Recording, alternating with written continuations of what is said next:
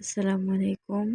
আজকে তোমাদের সাথে শেয়ার করব একটি ক্রিসপি চিকেন। ঘরে যা আছে সেগুলো দিয়ে আজকে আমরা ক্রিসপি চিকেনটা ট্রাই করব।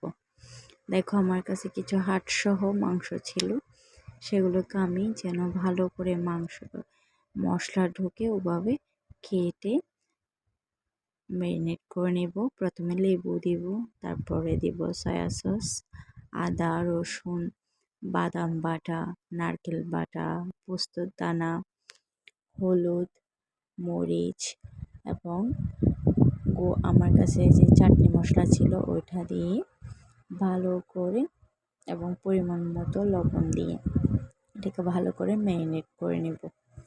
আমার হাতের কাছে যে সব মশলা ছিল আমি সবগুলো দেওয়ার চেষ্টা করছি, তোমরাও সব কিছু দেওয়ার চেষ্টা করো। এবার আমি চিকেনটা ম্যারিনেট করে রেখে ওই আটাটা রেডি করে নেব। এখানে প্রথমে নেব আটা, এরপর লবং, মরিচ, মশলা এবং শেষে দিয়ে দিয়েছি কর্নফ্লাওয়ার দিয়ে মিক্স করে নিলাম। এরপর একটা ডিম ভেঙে নেব, ডিমে একটু লবণ দিয়ে ভালো করে মিক্স করে নেব এবং এখানে আমি একটু দুধ মিক্স করতেছি যেন একটা ডিম দিছি পরিমাণ যেন কম না হয়, চিকেন যেন ভালো করে ডোবাতে পারি।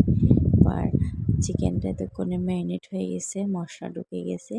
এবার এগুলোকে ভালো করে আমি কুক করে নেব। এখানে ভিডিওটা আমি স্পিড করে দিছি ভিডিও ছোট করে দেওয়ার জন্য, কিন্তু এটা অনেক ইম্পর্ট্যান্ট। এটা অনেক আস্তে আস্তে কুক করতে হবে, তোমরা আস্তে আস্তে কুক করবে। এখানে ভিডিওটা আমি করে দিছি, স্পিড করে দিছি, ওই জন্য এরকম স্পিড দেখা যাচ্ছে। এটা খুব আলতো হাতে করতে হবে।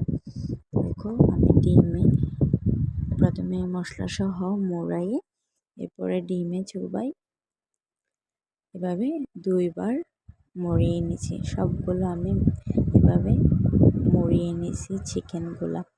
এবার তেল ভালো করে গরম করে এগুলো চুলায় এটা ফ্রাই প্যানে দিয়ে দিছি।